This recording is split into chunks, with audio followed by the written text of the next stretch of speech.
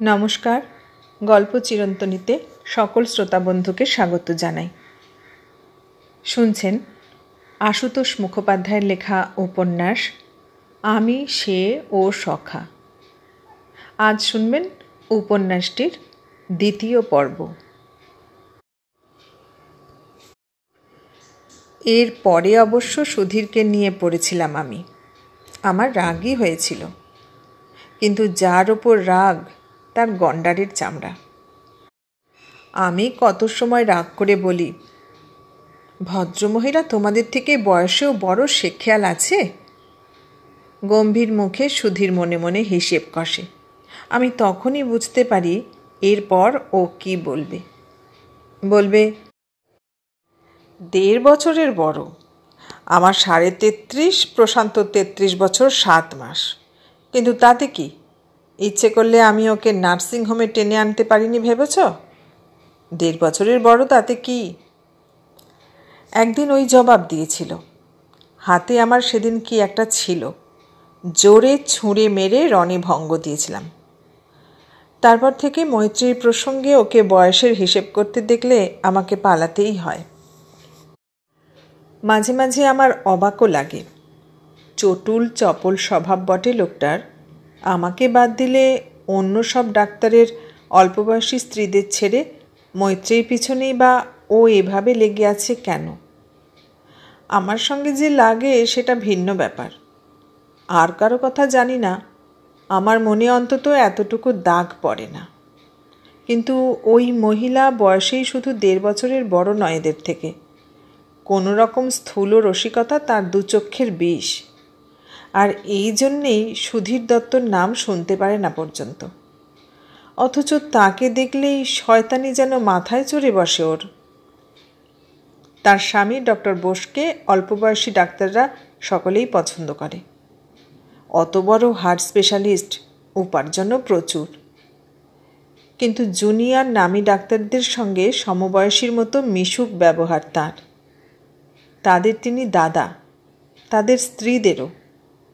সুধীর যত বাচালি হোক, ওই ভদ্রলোককে অসম্মান করতে দেখিনি কখনো।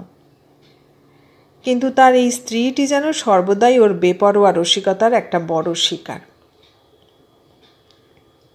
ঘটা করে বড় নিঃশ্বাস ফেলে সুধীর একদিন বলেছিল, ভদ্রলোক দুনিয়ার মেয়ে পুরুষের বুক চষে বেড়াচ্ছেন, কেবল নিজের স্ত্রীটি ছাড়া। কপালে দুঃখ আছে। হার্ট স্পেশালিস্ট, অতএব মেয়ে পুরুষের বুক চষে বেড়াচ্ছেন। মুখের ভাষাও স্বভাবের মতোই চাঁচা ছোলা। জিজ্ঞাসা করলাম, কী রকম? কী রকম আবার কি? নিজের বউয়ের বুকের খবর রাখেন? রাখলে অতল রহস্যের মধ্যে পড়ে খাবি খেতেন। ওর ভাষাতেই জিজ্ঞাসা করলাম, তার বউয়ের বুকের খবর তুমি রাখো কী করে? গোছের কথা বলেও তৃপ্তি, শুনেও তৃপ্তি যেন। বন্ধুর দিকে ফিরে একবার চোখ নাচিয়ে তারিফ করে নিল, অর্থাৎ দলে ভিড়েছে। তারপর সাদা মুখ করে জবাব দিল, আমার কথা ছেড়ে দাও, আমি হলাম গিয়ে যাকে বলে অনুভব জ্ঞানী। মৈত্রেয়ী বোসকে মনে মনে আমিও যে খুব সুচক্ষে দেখতাম তা নয়। সেও ওই দস্যিটা অর্থাৎ সুধীরের জন্যেই। নইলে আমার 28 চলছে এখন। মহিলা কম করে 7 বছরের বড় আমার থেকে। তার সঙ্গে আমার কোনো রকমের রেষারেষি থাকার কথা নয়। কিন্তু অত বড় ডাক্তারের বউ হয়েও তার ভিতরকার মাস্টারটি অবসর দেয়নি এখনও। কোনো ব্যাপারে একটু বাড়াবাড়ি দেখলেই তার নীতির কড়া চক্ষু সেদিকে যেন একখানা ছুরি উঁচিয়ে ধাওয়া করবে। সুধীরের সঙ্গে আমার এতটা মাখামাখি তার চক্ষুশূল। তার বিবেচনায় সুধীর দত্ত একটা স্কাউন্ড্রেল। আমার স্বামী তার স্বামীটির প্রিয় পাত্র এবং স্নেহের পাত্র। অতএব আমার ভালো মন্দ নিয়ে তার মাথা ঘামানোর অধিকার আছে। সেই অধিকারের জোরে আমার আর সুধীরের সম্পর্কে অনেকের কাছে মাঝে মধ্যে 2-1টা বেফাঁস উক্তিও করে থাকেন। বলা বাহুল্য, অতিরঞ্জিত আকারে সেসব আবার আমাদের কানে আসে। শুনলে মনে হবে আমার জন্য মৈত্রেয়ী বোসের দুশ্চিন্তার অন্ত নেই। বন্ধুর বউ নিয়ে ভেগে পড়া নাকি সভ্য মানুষের অমোঘ এবং আদিমতম প্রবৃত্তি। প্রশ্রয় পেলে 90% ক্ষেত্রে আগুন জ্বলেই থাকে। মৈত্রেয়ীর মন্তব্য, প্রশান্তটা বোকা আর আমি ভালো মেয়ে, সুধীরের মতো একটা স্কাউন্ডেলের খপ্পরে পড়ে কবে না ভেসে যাই। ভেসে যাই বা না যাই, এরকম নীতির বচন শুনতে কার ভালো লাগে? আর সুধীরও এই জন্যেই তার সামনে একবার আমাকে পেলেই হলো। এমন কাণ্ড শুরু করবে যে আমার প্রাণ ওষ্ঠাগত। সত্যি সত্যি রেগে গিয়ে ওর মাথায় আর পিঠে 2-1 ঘা বসিয়েও দিয়েছি, কিন্তু ওর যেন তখন উন্মাদ দশা। যে ঘটনাটি বলতে যাচ্ছি তার মাস 1.5 আগে ডক্টর রথিন খাসনবিশের বাড়িতে একটা বড় পার্টি ছিল। রথিন খাসনবিশ অমল বোসের সমবয়সী। জেনারেল ফিজিশিয়ান হিসাবে তার নামডাক আর পসার হার্ট স্পেশালিস্ট অমল বোসের থেকে কম নয়। ওই ভদ্রলোক আবার একটু বেশি রসিক আর এলেমদার মানুষ। এমনি ডিনার হোক বা বুফে ডিনার হোক, তার বাড়িতে পার্টি হলে রঙিন জল অর্থাৎ ড্রিঙ্কসের ঢালা ব্যবস্থা থাকবেই। মহিলারা সকলেই সফট ড্রিঙ্কের খদ্দের, কিন্তু কী কারণে জানি না তার বাড়ির পার্টিতে উপস্থিত থাকার আগ্রহ তাদেরও কম নয়। সুধীরের ভয়ে আমি প্রথমে যাবই না ঘোষণা করেছিলাম। সংকল্প টিকবে না তাও ভালোই জানতাম। সময় হলে টেনে হিঁচড়ে ও আমাকে ঠিক গাড়িতে নিয়ে তুলবে। অতএব সন্ধ্যার পর থেকে ওর ওপর আমার হম্বিতম্বি চলেছিল। এতটুকু বেচাল দেখলে আমি সোজা বাড়ি চলে আসব বলে অনেকবার শাসিয়েছি। ও নিঃশব্দে সিগারেট টেনেছে আর দার্শনিকের চোখে আমাকে দেখেছে। শেষে যেন বিরক্ত হয়েই বন্ধুর উদ্দেশ্যে বলেছে, তোর বউটার 12টা বেজে গেছে। বেচালের লোভে আমাকে সেই থেকে কীরকম উস্কে চলেছে দেখেছিস? থতমত খেয়ে আমি হেসে ফেলেছিলাম। সত্যি সেই থেকে ওকে একতরফাই শাসন করে চলেছি আমি। গাড়িতে উঠে নিজের কর্তার উদ্দেশ্যে ঘাড় ফিরিয়ে কারণ আমি সামনে সুধীরের পাশে বসেছি, সুধীর চালক, তারই ফিয়েটটাতে চলেছি, কর্তা পিছনের আসনে। ভ্রুকুটি করেছি, মনের আনন্দে খুশি মতো ছাইভস্য গেলেও তো ভালো হবে না। একবারের বেশি 2 বার গিলাস হাতে নিতে দেখলে রাত্রিরে ঘরে ঢুকতে দেব না বলে দিলাম। এদিক থেকে গম্ভীর মুখে সুধীর জিজ্ঞাসা করল, আমি যদি একবারও গিলাস হাতে না নিই? জবাবে আমি ওর হাঁটুতে কষে একটা চিমটি বসাতে চেষ্টা করলাম, কিন্তু প্যান্টের ওপর দিয়ে কত আর জোরে লাগবে। তেমনি গম্ভীর মনোযোগে গাড়ি চালাতে চালাতে ও মন্তব্য করল, মধুর মধুর। বিপাক আর কাকে বলে? খাসনবিশের বাড়ির দৌড়ে গাড়ি থামতেই দেখি সামনের গাড়ি থেকে নামছেন অমল বোস আর মৈত্রেয়ী বোস। সুধীরের গাড়িতে সুধীরের পাশে আমাকে দেখে মৈত্রেয়ী বোসের তেরছা চোখ আর একটু তেরছা হলো। গম্ভীর মুখে কয়েক পা এগিয়ে গেল সে। দাদা অর্থাৎ অমল বোস অবশ্য আমাদের হাসি মুখে আপ্যায়ন জানালেন। সুধীরকে বললেন, এই যে তুমি না হলে পার্টি জমবে না। খাসনবিশ থাকেন 3 তলার মস্ত ফ্ল্যাটে। সকলে একসঙ্গে লিফটের দিকে এগোলাম। আর সেই ফাঁকে শেষবারের মতো চোখ রাঙিয়ে রাখলাম, অর্থাৎ বেচাল দেখলে রক্ষে রাখব না। বহুক্ষণ পর্যন্ত শান্তশিষ্ট হয়ে বসেছিল সুধীর। তাতেও অস্বস্তি আমার। মাথার মধ্যে কিছু একটা মতলব ঘুরপাক খেতে থাকলে ওই রকম ভালো মানুষের মুখ দেখি, কিন্তু অনেকক্ষণ কেটে যেতে আমার সন্দেহ কমে আসতে লাগলো। ওকে চুপচাপ দেখে অনেকে উস্কে দিতে চেষ্টা করেছে, বলেছে, এমন নিরামিষ মুখ কেন হে? কেউ বা আমাকেই জিজ্ঞাসা করেছে, সুধীরের এরকম অফমুড দেখছি, কী ব্যাপার? আসর বসেছিল সামনে মস্ত হল ঘরে। চারদিকে জুড়ে সোফা সেটির ডিভান পাতা। মাঝখানের ফাঁকা জায়গাটাতে নরম গালচে বিছানো। সেখানে একটা সেন্টার টেবিলে স্তূপীকৃত শৌখিন ফুল। যেদিকে সুধীর, সে তার উল্টো দিকের কোনাকুনি অমল বোস আর মৈত্রেয়ী বসেছেন। মেয়েদের হাতে সফট ড্রিঙ্কের গেলাস, পুরুষদের হাতে অন্য জিনিস। মেয়েরা বেশিরভাগ কথাবার্তার ফাঁকে ফাঁকে সকৌতুকে চারদিক দেখে নিচ্ছে। পুরুষদের হাতে ওই গেলাসগুলো থাকার দরুন ভিতরে ভিতরে অনেকে মজার খোরাক খুঁজছে। সুধীর কতবার গেলাস বদল করেছে আমি ঠিক খেয়াল করিনি।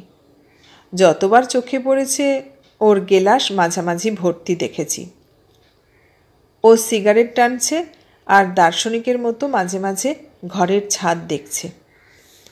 আমি একবার উঠে মিসেস খাসনবিশ অর্থাৎ দীপালি খাসনবিশকে একটু আধটু সাহায্য করার চেষ্টায় ভিতরের ঘরে যাচ্ছিলাম। তিনি একবার অতিথি সম্বর্ধনা আসছেন, বসে 2-4 মিনিট কথা বলছেন, আবার উঠে বুফের তদারকে যাচ্ছেন। ডিনারের ডাক পড়তে 1/2 ঘণ্টা খানেক বাকি তখনও। দীপালি খাসনবিশের সঙ্গে আমি ওদিকের ঘর থেকে ভারী পর্দা ঠেলে গালচে পেরিয়ে নিজের সোফার দিকে এগোতেই ওধারের সোফা থেকে হঠাৎ সুধীর উঠে দাঁড়ালো। দাঁড়াও। পরিবেশের সঙ্গে বেমানান হুকুমের মতোই গুরুগম্ভীর শোনালো প্রায়। আমি হকচকিয়ে দাঁড়িয়ে গেলাম। সকলের জোড়া জোড়া চোখ আমার দিকে। লম্বা পা ফেলে গালচের ওপর দিয়ে এগিয়ে এসে সুধীর সোজা আমার হাত ধরল। তেমনি গম্ভীর মুখেই ফুলের টেবিলটার দিকে এগিয়ে গেল। আমি হাত ছাড়াতে চেষ্টা করে চাপা তর্জন করে উঠলাম, আহ, কি হচ্ছে? ওর ভ্রুক্ষেপও নেই। শক্ত হাতে হাত ধরে আছে। অন্য হাতে বড়সড় একটা ফুল তুলে নিয়ে আমার মাথায় গুঁজে দিল। তেমনি আর একটা ফুল নিজের বুকের বোতামে। তারপর সভাজনদের দিকে ঘুরে দাঁড়ালো। লেডিজ অ্যান্ড জেন্টলম্যান, এখানে অনেকেই বলছেন অনুষ্ঠান সেরকম জমজমাট হয়ে উঠছে না। So we will give you something. আমি এবং আপনাদের প্রিয় লেখিকা মিসেস চন্দ্রানী রায় একটা নাচ দেখাবো। এ পারফেক্ট ড্রয়িং রুম ডান্স। এতদিন এ নাচের একমাত্র দর্শক ছিলেন মিসেস রায়ের হাজব্যান্ড ডক্টর প্রশান্ত রায়। আজ আপনারাও দেখবেন, আশা করি ভালো লাগবে। আমি রেগে গিয়ে হাত ছাড়াতে চেষ্টা করে একটু জোরেই বলে উঠলাম, ছাড়ো, ভালো হবে না বলছি, ইয়ার্কির জায়গা পাও না। কিন্তু তার আগেই অনেকের সোৎসাহ কলরবে আমার গলা ডুবে গেল। আমার অনিচ্ছা ভেবেই তারা আরও চেঁচামেচি করতে লাগলো। প্লিজ মিসেস রায়, আমাদের বঞ্চিত করবেন না, ইটস সাচ আ সারপ্রাইজ। হাতটা শক্ত মুঠোতে ধরা।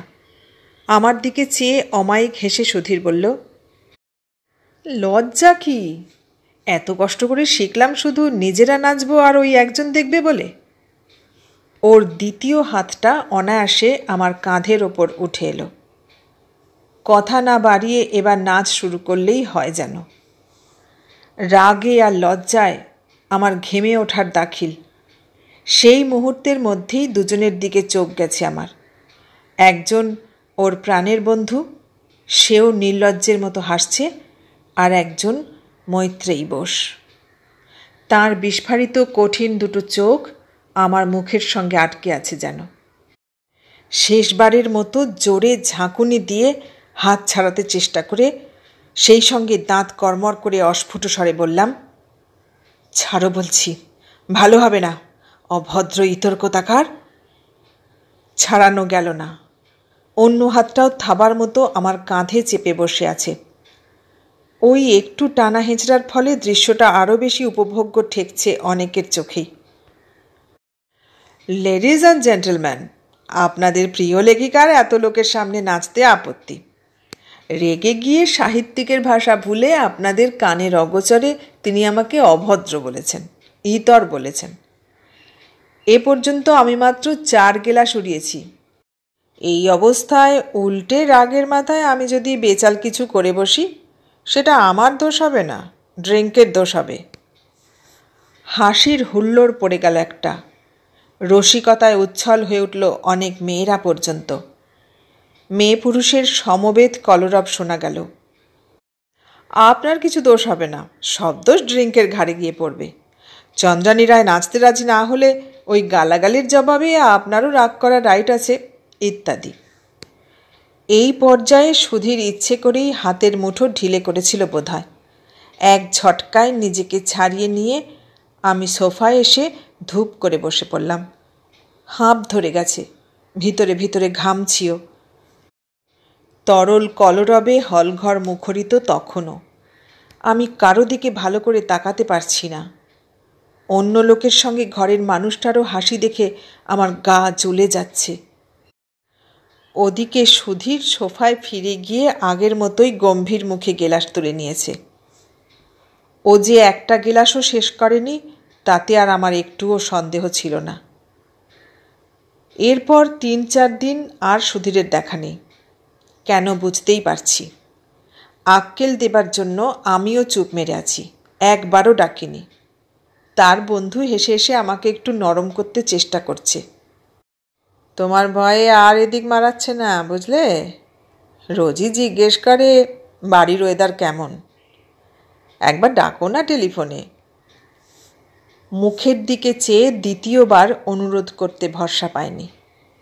বন্ধুর হয়ে সাফাইও গেয়েছে। মৈত্রেয়ী বোসের জন্যই ওর মাথায় এই দুষ্টুমি চেপেছিল।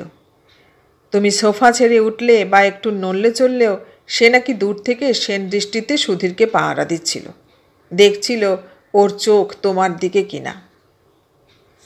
4 দিন বাদে মনে মনে আমি হাল ছাড়লাম। ওই দস্যিকে 4 দিন না দেখা 4 যুগ না দেখার সামিল। ও যেন দক্ষিণের ঝড়ো বাতাস, দরজা বন্ধ করলে গুমট, খুললে বিশ্বস্ত হবার ভয়ে ধরফর। তবু সামলে সামলে থাকার দায় নিয়ে দরজা খোলা না রেখে উপায় নেই। মাসের মধ্যে প্রায় 20 দিন দুবেলা এখানে আহার বরাদ্দ তার। সে সময়ই বেশি খারাপ লেগেছে কটা দিন। এক দিন কী যে কাণ্ড করে ঠিক নেই। মুখ ফিরিয়ে হয়তো বেয়ারাকে কিছু বলছি, ফিরে দেখি আমার ডিশের ভালো ভালো কিছু খাবার উধাও। কোনো দিন বা ডিশ শুদ্ধ উধাও। একদিন খাওয়া ফেলে টেলিফোন ধরতে গিয়ে ফিরে এসে দেখি সুধীরও খাওয়া ভুলে গভীর মনোযোগে আমার নতুন লেখার খাতাটা পড়ছে, আর আমার স্বামীটি তেমনি গম্ভীর মনোযোগে ডিশের খাবার নাড়াচাড়া করছে। সুধীরের হাতে আমার লেখার খাতা দেখলেই ভয় করে, টিকা টিপ্পনি কেটে অস্থির করে ছাড়ে। এই লেখাটা সবে শুরু করেছি, 30 পাতাও এগোয়নি। এরই মধ্যে এত মন দেবার মতো ও কী রস পেল বুঝলাম না। ধমকের সুরে বলেছিলাম, আবার এটা টেনে বার করেছ? জবাব না দিয়ে এবং খাওয়া ভুলে তেমনই পড়তেই থাকল। এদিক থেকে তার বন্ধু বলল, তোমার এই লেখাটা অদ্ভুত ভালো হয়েছে রে। ও বলছিল, লেখক বা লেখিকা মাত্রে নিজের লেখা সম্পর্কে দুর্বলতা একটু আছেই, আমার অন্তত আছে। ভালো বললে ভালো লাগে, মন্দ বললে খারাপ লাগে, অনেক সময় রাগ পর্যন্ত হয়। সুধীরের কথা আমি ধর্তব্যের মধ্যেই আনি না, কারণ প্রশংসার কোটিং মাখিয়ে সেই আমার লেখার সব থেকে বেশি নিন্দে করে। সেই লোক অবিমিশ্র ভালো বলছে শুনে কৌতূহল হলো। ঝুঁকে দেখতে গেলাম কোন কোন জায়গা পড়ছে। ও খাতাটা নিয়ে চেয়ারে ঠেস দিতে দিতে গম্ভীর মুখে বলল, ডিস্টার্ব করো না, সত্যি ভালো লাগছে। আধ মিনিটের মধ্যে মুখ তুলে বন্ধুর দিকে তাকালো। শুনবি? সে ভালো মুখ করে মাথা নাড়ল। আমি বাধা দিতে চেষ্টা করলাম, আগে খেয়ে নাও তো। মনে মনে নিজেরও আশা এ বইটা ভালোই উতরবে। দাঁড়াও, গড়গড় করে পড়ে চলল, আর সঙ্গে সঙ্গে আমার 2 চক্ষু কপালে। আমি চন্দ্রানী, চাঁদের মতোই আমার বুকে কলঙ্ক আঁকা, কিন্তু তা সত্ত্বেও চাঁদকে তোমরা 2 চোখ ভরে দেখো। কিন্তু চন্দ্রানীর কলঙ্ক গোপন, কারণ সেটা দেখলে তোমরা মুখ ফেরাবে, কুকথায় পঞ্চমুখ হয়ে উঠবে। তাই আমার কলঙ্ক গোপন, কিন্তু এই গোপনতার ব্যথা অষ্টপ্রহর আমার বুকে বাজছে। কেন কেন আমি গোপনতার খাঁচায় আটকা পড়ে থাকব? কেন আমি মুক্ত বিহঙ্গের মতো নিজেকে মেরে ছড়িয়ে দিতে পারবো না?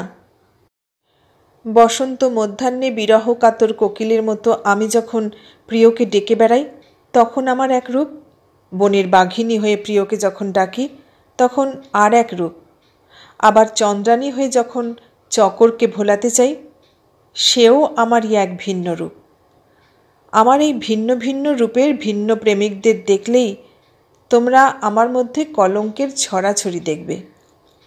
কিন্তু আমি কি করব? আমি যখন কোকিল তখন কি বনের বাঘকে ডাকব? না যখন বাঘিনী তখন চকরের মতো চাঁদের দিকে তাকাবো? কিন্তু এই গোপনতার ব্যথা অসহ্য। তাই আজ আমি সমস্ত লাজ লজ্জা বিসর্জন দিয়ে চন্দ্রানীর কলঙ্ক কথা শোনাতে বসেছি। ওয়ান্ডারফুল। খাতাটা শব্দ করে টেবিলের ওপর ফেলে খাবার ডিশটা সামনে টেনে নিল। আমি ফ্যালফ্যাল করে চেয়ে রইলাম খানিক।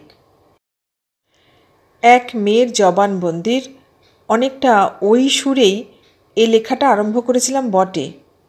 আমার কতগুলো শব্দবন্ধ উল্টে পাল্টে তুলে নিয়েছে, কিন্তু ওই লেখার বা ওই গোছের বিষয়ের ধারকাছ দিয়েও আমি যাইনি। আমার লেখা নয় জানি, কিন্তু মাথা থেকে বানিয়ে ওরকম গড়গড় করে পড়ে গেল কি করে? খাতাটা টেনে নিয়ে খুললাম, তারপর চক্ষু আরও স্থির আমার। গোটা গোটা অক্ষরে এক পাতা ভর্তি ওই লেখাই বটে। একটা আলগা পাতায় ওই সব ছাইভস্য লিখে আমার লেখার পরে আঠা দিয়ে জুড়ে রেখেছে। রাগ করে সেদিন খাতাটা জোরেই ওর মুখের ওপর ছুঁড়ে মেরেছিলাম, কিন্তু পরে ওর ওই লেখাটা যত্ন করেই রেখে দিয়েছি, ছিঁড়ে ফেলতে গিয়েও ছিঁড়িনি। এলে এই রকমই প্রতিটি মুহূর্ত ভরাট করে রাখে যেন। সেই লোক পরপর 4 দিন গা ঢাকা দিয়ে থাকলে কেমন লাগে? তার উপর যে পেটুক, পেট ভরে খাচ্ছে দাচ্ছে কিনা তাই বা কে জানে। টেলিফোন করব ভাবছিলাম, ওদিকে বিকেলের দিকে নার্সিংহোমে বেরোবার আগে নিজেই বলল, দেখি আজ যদি সুধীরটাকে ধরে আনতে পারি। ওর আবার উল্টো গোঁ, তুমি না ডাকা পর্যন্ত আসবেই না। আমি বললাম, ওকে বলো এরপর আর ওর মাথার একটা চুলও আস্ত থাকবে না। প্রকারান্তরে ডাকাই হলো। সত্যি কথা বলতে কি, এখন যতবার ওই পার্টির ব্যাপারটা মনে পড়ছে রাগের বদলে বরং হাসিই পাচ্ছে আমার। কিন্তু সেই বিকেলেই হাসির ওপর যেন কালি ঢেলে দিয়ে গেল মিসেস দীপালি খাসনবিশ। আসে না বড়, হঠাৎ গাড়ি নিয়ে সেই বিকেলেই হাজির। পার্টির পরদিনই টেলিফোন করেছিলেন, বলেছিলেন, অনেক মজার মজার কথা আছে।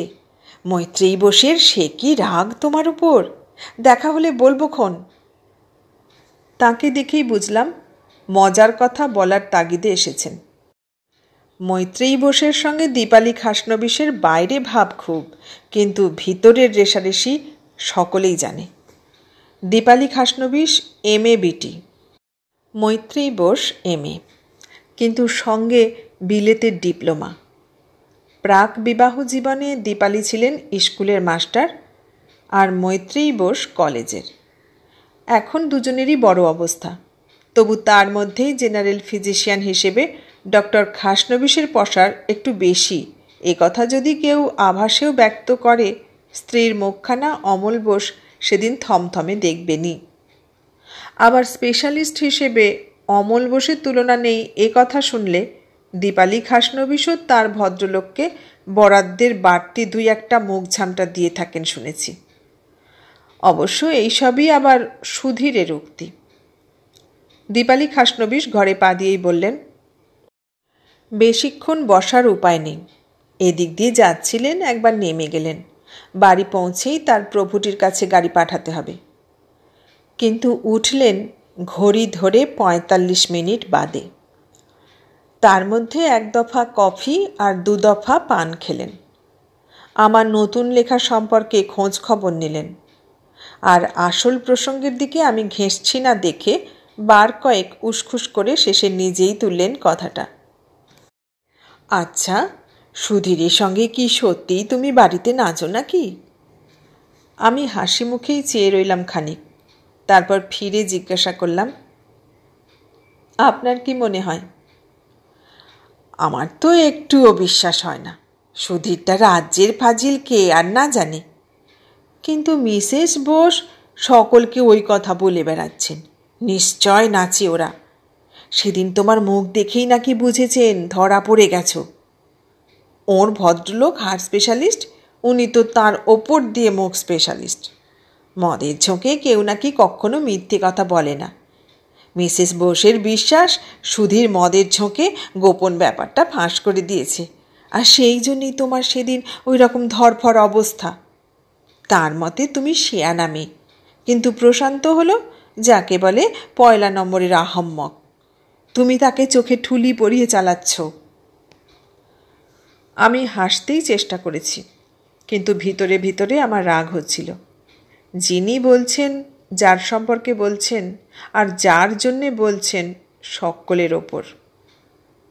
বসে বসে আরও শুনতে হলো। মিসেস বোস নাকি ওই একই কথা অনেককে বলেছেন, কিন্তু বাড়িতে সুধীরের সঙ্গে আমি নাচি এ এক উনি ছাড়া আর কেউ বিশ্বাস করেনি। তাতেই তার আরও রাগ। বলেছেন, সত্যি না হলে ওরকম ইত্রামোর জবাবে চাবুক এনে চন্দ্রানীর দুঘা বসিয়ে দেবার কথা, সে যার বাড়ি হোক। তিনি নিজে হলে অন্তত তাই করতেন। তার বদলে আমি কিনা ধরা পড়া আসামির মতো কাঁপতে লাগলাম।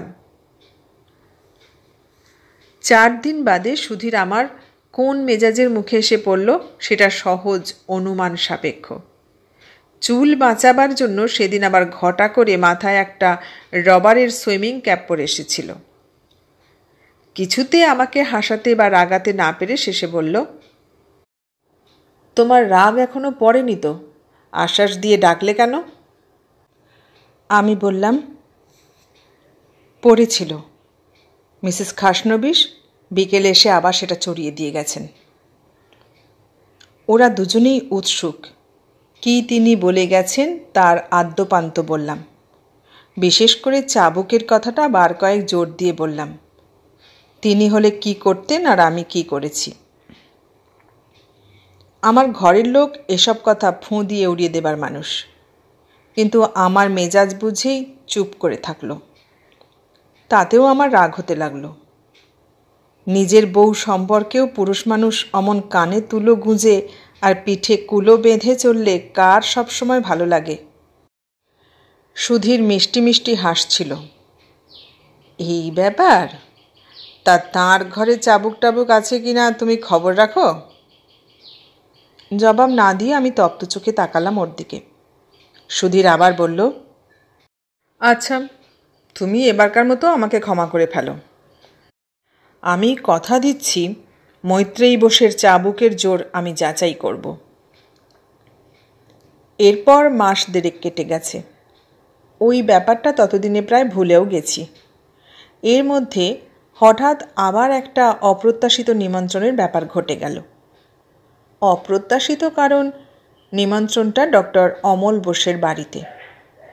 উপলক্ষ তাঁদের বিয়ের নবম বার্ষিকীতে পদার্পণ। আমি অবাক এই জন্যে যে এর আগে 8 বার করে তাঁদের বিয়ের দিন কেটে গেছে, কেউ খবরও রাখে না। হঠাৎ এবারে এত ঘটনা কেন? কেন পরে শুনলাম। ভদ্রলোক আর ভদ্রমহিলা দুজনেরই একটু হাত টান দেখে অনেকেই তাদের ছেঁকে ধরার মতো একটা সুযোগের প্রতীক্ষায় ছিল। কি করে ভালো রকম কিছু টাকা খসানো যেতে পারে। কে একজন খবর বার করেছে অমুক দিন ওদের বিয়ের দিন। ব্যাস, বিয়ের দিনই সই। স্নেহভাজন ডাক্তাররা সব দল বেঁধে ওদের বাড়ি গিয়ে হাজির। এবার ঘটা করে উৎসব করতে হবে এবং খাওয়াতে হবে, ছাড়ন ছড়ন নেই। অগত্যা কর্তাগিন্নি খুশি মুখে রাজি। খরচের মধ্যে একবার নেমে পড়ে আর তাঁরা কার্পণ্য করলেন না। অন্তরঙ্গ সকলকেই আমন্ত্রণ জানালেন, আর এক ড্রিঙ্ক বাদে খাওয়া দাওয়ারও প্রচুর ব্যবস্থা করলেন। সুধীরের নেমন্তন্ন হবে কি হবে না আমার সন্দেহ ছিল, কিন্তু স্ত্রীর মনোভাব যেমনই হোক, ডক্টর বোস তাকে না ডেকে পারেন কি করে। ওর নেমন্তন্ন হয়েছে শোনা মাত্র আমি বেঁকে বসলাম। যাব না, কিছুতেই যাব না। সুধীরই হাসি মুখে তোয়াজ তোষামত করল আমাকে। বলল, তোমরা নিজেদের গাড়িতে যেও, আমি আলাদা যাব। আর কথা দিচ্ছি সেখানে গিয়ে তোমাকে চিনতেও পারবো না। তাছাড়া তুমি না গেলে মৈত্রী বোস ধরেই নেবে তার ভয়ে গেলে না। কথাটা সত্যি। তাকে কেয়ার করি না এটুকু বোঝাবার জন্য যাওয়া দরকার। এই উৎসবেও হইচই মন্দ হলো না। খাওয়া দাওয়ার পর আবার এক প্রস্থ হালকা জটলা শুরু হলো। কারো কারো প্রস্তাব বছরের এই দিনের উৎসবটা এবার থেকে পাকাপোক্ত হোক। ডক্টর এবং মিসেস বোস দুজনেই হাসছেন। তাঁরা কথা দিতে রাজি নন। খাওয়ার আগে পর্যন্ত আমি সারাক্ষণ সুধীরের দিকে চোখ রেখেছিলাম। মৈত্রেয়ী বোসের চাবুকের জোর যাচাই করবে বলেছিল। কি আবার করে বসে আমার সেই শঙ্কা। কিন্তু শুরু থেকে খাওয়া দাওয়ার পরে পর্যন্ত ওকে একধারে একেবারে চুপচাপ বসে থাকতে দেখে আমি অনেকটাই নিশ্চিন্ত। অনেকেই তাকে তার নিজস্ব ফর্মে আনতে চেষ্টা করে হার মেনে সরে গেছে। আমি উঠে পড়ার মতলবে ঘরের লোকের দৃষ্টি আকর্ষণের চেষ্টায় ছিলাম। সে মশগুল হয়ে আর এক ডাক্তারকে তার নার্সিংহোম এক্সটেনশনের প্ল্যান বুঝিয়ে তারিফ পাবার চেষ্টা করছে। হঠাৎ একসঙ্গে দোতলার সমস্ত আলো টুপ করে নিভে গেল। দিনের মতো আলো ঝলমল করছিল। সব একসঙ্গে নিভে যেতে ঘুটঘুটি অন্ধকার। দুই এক মুহূর্তের জন্য হতচকিত অবস্থা সকলের। তারপরেই হালকা হইচই চেঁচামেচি। একজন রসিক ভদ্রলোক চেঁচিয়ে উঠল, লেডিস সাবধান! ডক্টর বোস বেয়ারাদের উদ্দেশ্যে হাঁক পাড়তে লাগলেন। তাদের হুজুর হুজুর শোনা গেল, কিন্তু মুখ দেখা যাচ্ছে না। আমার একবার মনে হলো কোনো মেয়ে গলার অস্ফুট কাতরোক্তি কানে এলো যেন একটু। তারপর আর কিছু ঠাউর করা গেল না। এদিক ওদিকে ঘন অন্ধকার। সমস্বরে অনেকেই কথা কইছে, কি হতে পারে, কি করা যায় ইত্যাদি। ডক্টর বোসের গলাই বেশি শোনা যাচ্ছে। তিনি অন্ধকারেই ছোটাছুটি করে চাকর বাকরের উদ্দেশ্যে নির্দেশ ছুঁড়ছেন। ঠিক 5 মিনিট বাদে একসঙ্গে সবকটা আলো জ্বলে উঠল আবার। সঙ্গে সঙ্গে গলা দিয়ে শব্দ বার করে স্বস্তির নিঃশ্বাস ফেলল সকলে। ডক্টর বোসের আধবয়সী পুরনো চাকর এসে জানালো কি করে যেন মেন সুইচটা বন্ধ হয়ে গেছিল। ডক্টর বোস ধমকে উঠলেন, মেন সুইচ আবার বন্ধ হবে কি করে? নিশ্চয় তোদের কোনো উজবুকের কাণ্ড। এদিক থেকে একজন বলে উঠল, মিসেস বোস গেলেন কোথায়? তাই তো। সকলেরই হালকা বিস্ময়। অন্ধকারের মধ্যে মিসেস বোস আবার গা ঢাকা দিলেন কখন? কোনো রকম ষষ্ঠ চেতনার ব্যাপার কিনা জানি না, চকিতে আমি সুধীরের সোফার দিকে তাকালাম।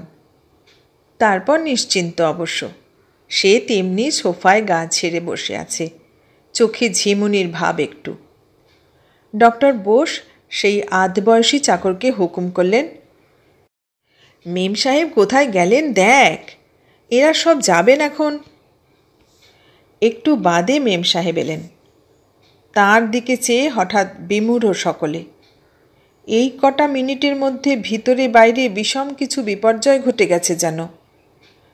পরনের সেই বেশবাসী একটু যেন বিস্রস্ত, চাউনি অস্বাভাবিক, মুখখানা লালচে, হঠাৎ বেশি ব্লাড প্রেশার চললে যেমন হয়। একটু ঘাবড়ে গিয়ে ডক্টর বোস জিজ্ঞাসা করলেন, কোথায় গেছিলে? আত্মস্থ নন যেন তখনও।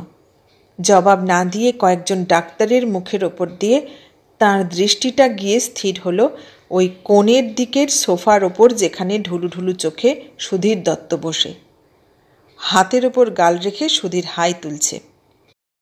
সেই কয়েক পলকের মধ্যে অনেকেরই মনে হলো যাই ঘটে থাক তার সঙ্গে ওই এক লোকের যোগ আছে। আমার অন্তত মনে হলো। আর এক অজানা আশঙ্কায় বুকের ভেতরটা গুড়গুড় করতে লাগলো। ডক্টর খাসনবিশ এগিয়ে এলেন। কি হলো মিসেস বোস, খারাপ লাগছে কিছু? মৈত্রেয়ী বোস চমকে আত্মস্থ হলেন যেন। দেখলেন তার ওপর জোড়া জোড়া চোখ।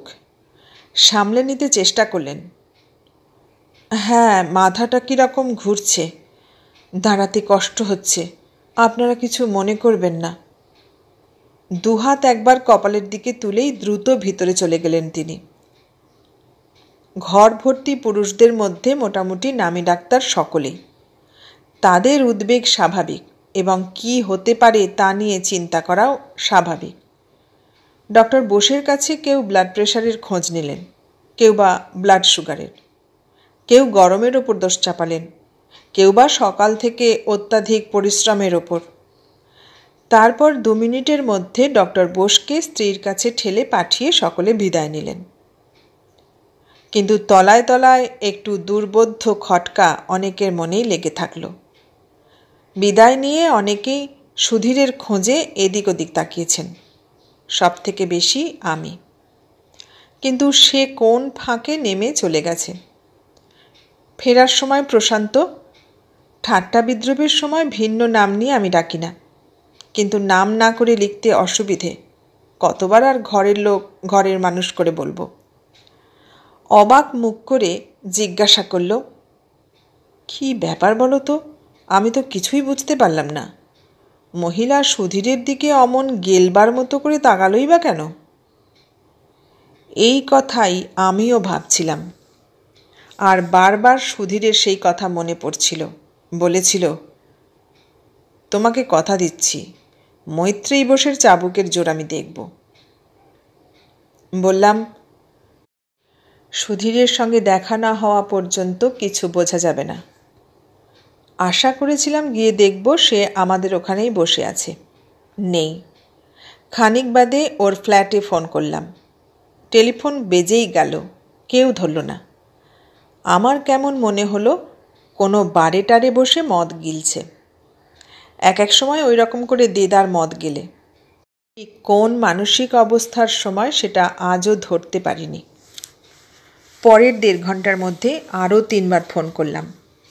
এনগেজ সিগন্যাল, অর্থাৎ রিসিভার নামিয়ে রেখেছে। এত রাতে এক আমরা ছাড়া অতক্ষণ ধরে ওর সঙ্গে কথা বলার মতো আর কেউ নেই। পরদিনটা রবিবার, সমস্ত দিন নিপাত্তা। শুনলাম নার্সিংহোমেও যায়নি। সকালে প্রশান্ত ডক্টর বোসের বাড়িতে ফোন করেছিল। মিসেস বোসের সঙ্গে কথা হয়েছে। বলেছেন গরমে আর সমস্ত দিনের পরিশ্রমে মাথাটা হঠাৎ প্রচণ্ড ঘুরে গেছিল, এখন সম্পূর্ণ ভালো আছেন। সকলকে ওভাবে অপ্রস্তুত করার জন্য লজ্জাও পাচ্ছেন বললেন। ইতিমধ্যে আরও অনেকে নাকি ফোন করে খবর নিয়েছেন। জিজ্ঞাসা করলাম, বুঝলে কিছু? না, বেশ স্বাভাবিক কথাবার্তাই তো। সুধীর হাজির সেই সন্ধ্যার পর, চিরাচরিত হাসি হাসি মুখ, যেন কিছুই হয়নি, কিছুই জানে না। জিজ্ঞাসা করল, কি খবর সব? দোতলার বসার ঘরের সেটিতে বসল ধূপ করে। হাত 1.5 ফারাকে ওই সেটিতেই আমিও বসলাম। পাশের সোফায় প্রশান্ত। কি ব্যাপার? অবাক যেন একটু। এমন গা ঘেঁষে বসলে, নাচবে টাচবে নাকি আমার সঙ্গে? দেব এক থাপ্পড়। সমস্ত দিন কোথায় ছিলে? কেন, ঘরেই তো। 5 পেগ মেরে এসে তোমার টেলিফোনের ফ্যাঁচারির ভয়ে রিসিভার নামিয়ে রেখে এক ঘুমে রাত কাবার। মুখের দিকে চেয়ে রইলাম খানিক, ওর ভেতর দেখতে চেষ্টা করছিলাম হয়তো। সুধীর বন্ধুর দিকে ফিরে তম্বি করে উঠল। শ্রীমতী এরকম কটাক্ষ বাণে বিদ্ধ করলে তোকে আমি কোন দিন পথে বসাবো বলে দিলাম। বন্ধু পরিহাসের সুরে জবাব দিল, আমি তো পথে বসেই আছি। ওসবে কান না দিয়ে আমি চেয়েই আছি তেমনি। কাল ডক্টর বোসের বাড়ির মেইন সুইচ অফ করেছিল কে, তুমি? জবাব না দিয়ে হাসতে লাগলো। সকালে মৈত্রেয়ী বোসের সঙ্গে টেলিফোনে কথা হবার পর তার বন্ধুর কৌতূহল আর বিশেষ ছিল না। এবারেও সেও নড়ে চড়ে সোজা হয়ে বসল। আমি আবার বললাম, মেন সুইচ অফ করার পর কি হলো?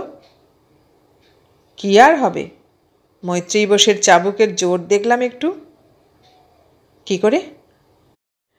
বেড়াল যেমন ইঁদুর মুখে নেয় সেই রকম তাকে দু হাতে পাঁজা করে তুলে নিয়ে তিনি চেঁচিয়ে উঠতে যাচ্ছিলেন, পারেননি।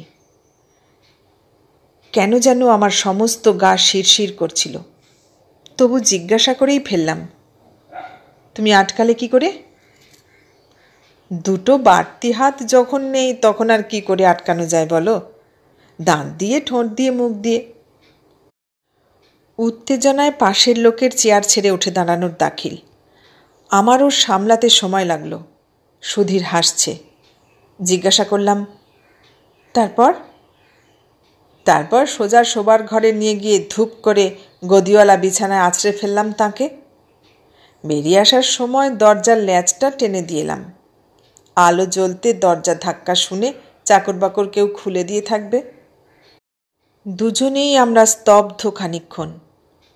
তারপর ওই কাণ্ড করেছিলাম। হঠাৎ ঝুঁকে দু হাতে খাবলা দিয়ে ওর চুলের মুঠি ধরে মাথাটা সবলে নিজের হাঁটুর কাছে টেনে এনে ক্ষমা চাওয়ার কথা বলেছিলাম। এই সুধীর দত্ত। আমার স্বামী রত্নটির মনে মনে ধারণা সে কায়া আর বন্ধুটি তার ছায়া। সেই রকমই দেখে আসছে অনেকে, আমিও। কিন্তু মানুষটা ডাকাত না আধা পাগল না আর কিছু অনেক সময়ই আমি ভেবে পাই না। সাধারণ গল্পের একজন নায়ক থাকে, একজন নায়িকা থাকে। আমার এই গল্প সাধারণ কিনা জানি না, কিন্তু নায়কটি অসাধারণ। যে মানুষটা ডাকাত না আধা পাগল না আর কিছু অনেক সময় আমি ভেবে পাই না, নায়ক ওই একজন, সুধীর দত্ত। কিন্তু নায়কের সন্ধান পাওয়া মাত্র আপনারা খুব স্বাভাবিকভাবেই নায়িকার খোঁজ করবেন। এইখানে বিড়ম্বনা। না, তবু আপনাদের হতাশ করবে না, নায়িকাও আছে একজন। তার জন্য নায়িকার সংজ্ঞা বদলের প্রশ্ন উঠুক।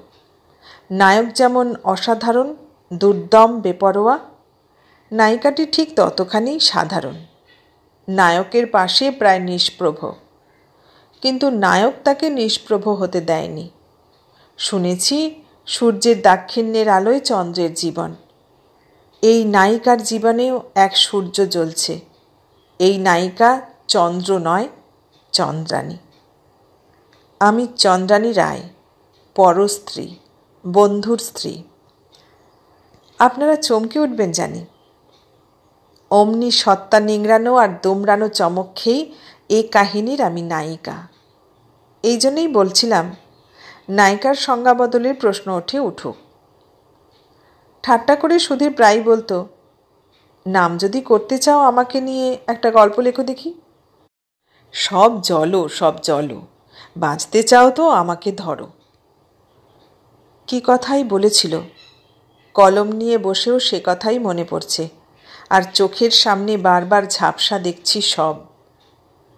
নামের চিন্তা আর করি না, কিন্তু বাঁচার কথা ভাবি। ওকে ধরেই বেঁচে আছি। শুধু আমি কেন, আমার স্বামীও আজ ওকে আঁকড়ে ধরেই বেঁচে আছে। মুখে সে কথা বলে না কখনো, কিন্তু আমি বুঝতে পারি। এখন আমার বয়স 32 ছাড়িয়ে 33-এ গড়িয়েছে। মফস্বল শহরে থাকি। প্রশান্তরা এখানকার বহু সাধারণ মানুষের হৃদয় মন জয় করে বসেছে এই বছরের মধ্যেই। সরল গরিব মানুষেরা দীনবন্ধু বলে ওকে। ও হাসে আমার দিকে চেয়ে, আমি হাসি ওর দিকে চেয়ে। সূর্যের আলোর দাক্ষিণ্যে চাঁদ হাসে আর চন্দ্রানী হাসে। আমাদের একটা ছেলে আছে বছর 2.5-এর। হাসি খুশির জ্যান্ত ডেলা একখানা। ওর হাসির মধ্যে আঁতিপাতি করে আমি সুধীরের হাসি খুঁজি। মনে মনে অনেক সময় বলি, ওরে তুই সুধীর হ, তোর কাছে তোর এই মা আর কিচ্ছু চাইবে না। না, চোখে কি যেন ছাই হয়েছে আজ। কেবলই ঝাপসা দেখছি। এ কাহিনী যখন লিখছি, সুধীর দত্ত আমার ধারে কাছে নেই। অবশ্য খুব দূরে যে আছে তাও না। কলকাতায় গিয়ে সরকারি দপ্তরে একটু লেখালেখি করলেই ওর দেখা পেতে পারি। কিন্তু কলকাতা ছাড়ার পর সে চেষ্টা আর করিনি। কেন করব? ওকে তো চোখ বুঝলেই কাছে দেখতে পাই, চোখ চেয়েও পাই। তাছাড়া আর বছর দুয়ের মধ্যে ও তো আসবেই এখানে, না এসে যাবে কোথায়? মাঝখান থেকে ছোটাছুটি করে আমি সময় নষ্ট করি কেন? সে সময়টা বরং ওর যোগ্য নায়িকা হতে চেষ্টা করলে সার্থক। আমি বলতাম, তোমাকে নিয়ে গল্প লিখব মানে? নায়ক তুমি? মাথা নেড়ে জবাব দিত, তোমার হাতে পড়লে কি হবে জানি না, সামলাতে পারো যদি তুমি নিজেই উতরে যাবে। চোখ পাকিয়ে জিজ্ঞাসা করতাম, আর নায়িকা? তুমি ছাড়া আর কে? একটু উইক চরিত্র হয়ে গেল বটে, তবে লেখক লেখিকার হাতে না পড়লে বাস্তবের কোন নায়িকার স্ট্রং বলো? তারপর চিন্তাচ্ছন্নের মতো দুচোখ পিটপিট করে একবার বন্ধুর দিকে তাকিয়ে নিয়ে তারপর আবার আমার দিকে ফিরে বলেছিল, আধুনিক গল্পের রীতি অনুযায়ী নায়কের সঙ্গে নায়িকার একটা লটঘট বাঁধাবার খুব যদি লোভ হয় তো সাবধানে বাঁধিও। এ বেচারার না আবার নিজের বুকে স্টেথোস্কোপ বসাতে হয়। হাসি পাচ্ছিল। কথাগুলো যেন সদ্য সামনে বসে বলছে, আর আমি সামনে বসে শুনছি। কিন্তু সেই মুহূর্তে বুকের ভিতরে ধরফর করে উঠল কেমন। আমারই ভিতর থেকে কি যেন সব কথা ঠেলে উঠছে। কান পাতলে শোনা যাবে এমন, শোনা যাচ্ছে। সুধীর, তোমার নায়িকার সমস্ত সর্বনাশ তোমারই হাতে দুলছিল। তোমার সেই দিশেহারা নায়িকার চোখে যখন ধ্বংসের আগুন জ্বলছিল, সেই চোখে যে একই সঙ্গে ওই সর্বনাশের আগুনও জ্বলে উঠেছিল, সে আর তোমার থেকে ভালো কে জানে? তোমার হাতের একটা আঙুলের ইশারায়, চোখের সামান্য একটু ইঙ্গিতে তোমার এই উইক নায়িকা জাহান্নামের বন্যায় কোন রসাতলে ভেসে যেতে পারত, সেই বা তোমার থেকে ভালো আর কে জানত? কিন্তু সুধীর, তুমি কি মানুষ? তুমি ডাকাত, না পাগল, না আর কিছু? ওই কলকাতার শহরেই 10 বছরের একটা মা বাপ মরা দুরন্ত ছেলে, তার থেকেও 12 বছরের বড় এক দাদার কাছে এক এক সময় হাড় ভাঙা ঠ্যাঙানি খেত। সে এমন মার যে তার বর্ণনা শুনেও মাথা ঝিমঝিম করত আমার। সে বর্ণনা শুনেছিলাম বিয়ের পরে তার বন্ধুর মুখ থেকে। এখানে বলে রাখি, যেরকম যোগাযোগ তাতে বিয়েটা আমার সেই হাড় ভাঙা মার খাওয়া ছেলেটার সঙ্গেই হতে পারত। হয়নি কেন সেটা বিয়ের আগেই খানিকটা বুঝেছিলাম, বিয়ের পরে সবটাই বুঝেছি। সেই দুরন্ত দুর্দান্ত ছেলেটার নামই সুধীর, সুধীর দত্ত। ও নিজেই কত সময় আমাকে হেসে বলেছিল, এই নামটাই আমার জীবনের সবথেকে বড় পরিহাস, বুঝলে? এমন সুধীর আর 10-20টা থাকলে বাংলাদেশটাকে একবার দেখে নিতাম। ওর বাবা ছিলেন স্কুল মাস্টার। প্রশান্তকে বাড়িতেও পড়াতেন। প্রশান্তর বাবার থেকে বয়সে অনেকটাই বড় ছিলেন ওর বাবা। দরিদ্রের প্রায় অচল সংসার। ভদ্রলোকের 6 মেয়ে 2 ছেলে। প্রথম 2 মেয়ের পর বড় ছেলে, তারপর 4 মেয়ের পরে আবার এই বেশি বয়সের ছোট ছেলে। এছাড়াও তার ঘরে বিধবা মা আর বিধবা বোন। তারও আবার 3টি ছেলে মেয়ে। 6 থেকে 8 এই 2 বছর কাছাকাছি বাড়িতে কলকাতায় কাটিয়েছে প্রশান্ত আর সুধীর। কাছাকাছি বাড়ি বটে, কিন্তু অবস্থার দিক থেকে বিরাট ফারাক। আলো বাতাস ঢোকে না এমন গলির মধ্যে 3খানা ঘরের জীর্ণদশা বসত বাড়ি সুধীরদের। তার ঠাকুরদার আমলের সে বাড়ি সংস্কারের অভাবে সামান্য ঝড় জলেও মাথার ওপর ভেঙে পড়তে পারে এমন দশা। আর ঠিক সেই গলির বাইরেই বড় রাস্তার ওপর বিশাল দোতলা ভাড়াটে দালান প্রশান্তদের। তার বাবা বড় সরকারি অফিসার। ওই পর্যায়ের অফিসারদের জন্য ওই বাড়িও সরকারের দখলে। প্রশান্ত তার বাবার একমাত্র সন্তান। ছেলেবেলা থেকেই ওর প্রতি তিনি সচেতন ছিলেন। তাছাড়া ছোট ছেলেদের প্রতি বিশেষভাবে চোখ রাখাটা তার পেশাগত ব্যাপারও ছিল। প্রশান্তকে যে স্কুলে ভর্তি করা হয়েছিল সেখানকার এক মাস্টার সামনের গলিতে থাকেন শুনে আর তার সম্পর্কে গোপনে একটু খবরাখবর নিয়ে খুশি হয়ে সেই ভদ্রলোককে তিনি ভালো মাইনেতে বাড়িতে বহাল করেছিলেন। সেই 2 বছর সুধীরও তার বাপের স্কুলে ফ্রি পড়ত।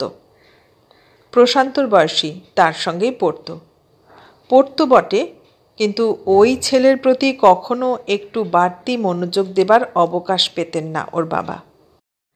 তাই প্রশান্তকে পড়াবার সময় নিজের ছেলেকেও প্রায় সঙ্গে করে নিয়ে আসতেন, যদি পড়ানো শুনেও ছেলেটা কিছু শিখতে পারে। অবশ্য তার জন্যেও ভদ্রলোক প্রশান্তর বাবার অনুমতি নিয়েছিলেন। সত্যিকারের উদার মানুষ ছিলেন প্রশান্তর বাবা। শোনা মাত্র বাপের সমস্যা বুঝে বলেছিলেন, ছি ছি, এই আবার একটা জিজ্ঞাসা করার কথা, নিশ্চয় নিয়ে আসবেন। কিন্তু বাপের সঙ্গে সুধীর আসত অন্য লোভে, খাবার লোভে। সন্ধ্যা এলে প্রশান্তর মা সুধীরের বাবার জন্য চা পাঠাতেন আর সুধীরের জন্যেও কিছু না কিছু খাবার পাঠাতেন। দিন কয়েক না যেতে সুধীর প্রশান্তকে স্কুলে বলে দিল, তোর মাকে বলিস আমাকে আরেকটু বেশি খাবার দিতে। স্কুল থেকে গিয়ে 2 মুঠো মুড়ি ছাড়া আর কিছু খেতে পাই না, বেজায় খিদে পায়। আর খবরদার, আমি বেশি করে খাবার দিতে বলেছি, বাবাকে বলবি না। ওই বয়সে সুধীর পাড়ার আর স্কুলের সমবয়সী ছেলেদের সঙ্গে মারামারিতে ওস্তাদ হয়ে উঠেছিল। সেই জন্যে অন্য ছেলেরা ওকে সমীহ করত একটু। রাস্তায় ডাঙ্গুলি আর মার্বেল খেলত। যাদের সঙ্গে খেলত তাদের সঙ্গে মারামারিটাও নৈমিত্তিক উপসংহার ছিল। একবার ডাঙ্গুলির ডান্ডার ঘায়ে এক ছেলের তো মাথা ফাটিয়ে বসেছিল। তাই নিয়ে বাড়িতে ওর শেকে নির্যাতন। প্রশান্তকেও খেলার জন্য ডাকত ও, কিন্তু রাস্তায় খেলার ব্যাপারে তার বাবার কড়া নিষেধ, তাই ইচ্ছে থাকলেও সে খেলতে আসতে পারত না। ঝগড়াঝাঁটি সুধীর প্রশান্তর সঙ্গেও করত, কিন্তু রাগ হলেও তার গায়ে হাত তুলত না। ওই বয়সেই ছেলেটা জানত প্রশান্তর বাবা ওর বাবাকে মাস গেলে অনেক টাকা দেয়, আর বিকেলের খিদের জ্বালাটাও সন্ধ্যায় ওদের বাড়িতে গেলে তবে ঠান্ডা হয়। স্কুলে পাশাপাশি বসা নিয়ে 2 বন্ধুতে একবার মতান্তর হয়েছিল। সুধীরের দাবি প্রশান্তকে তার পাশে বসতেই হবে। প্রশান্তর গো সে কিছুতেই বসবে না, কারণ বসলে সুধীর ওকে জ্বালাতন করে। মাস্টারমশাই ক্লাসে থাকার সময়ও নানা রকম খুনসুটি করে। ধরা পড়লে দুজনকেই বকুনি খেতে হয়, দাঁড়িয়ে থাকতেও হয়। অতএব সে আর তার পাশে জীবনে বসবে না। ছেলেদের মধ্যে সুধীরের রাগকে একমাত্র প্রশান্তই কেয়ার করে না। ওদের কড়া অঙ্কের মাস্টারের ক্লাস ছিল সেদিন। বাড়ির টাস্ক না আনলে শাস্তি পেতেই হয়, কোনো অজুহাতের ধার ধারেন না তিনি। বাচ্চা ছেলেগুলো জমের মতো ভয় করে তাঁকে। টিফিনের পরে ক্লাসে এসেই তিনি টাস্ক দেখতে চাইলেন।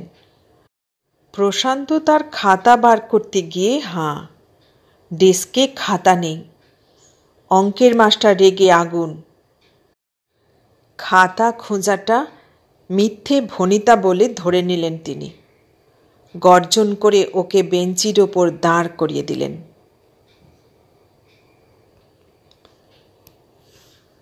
এতক্ষণ শুনলেন আশুতোষ মুখোপাধ্যায়ের লেখা আমি, সে ও সখা উপন্যাসটির 2য় পর্ব। কেমন লাগলো?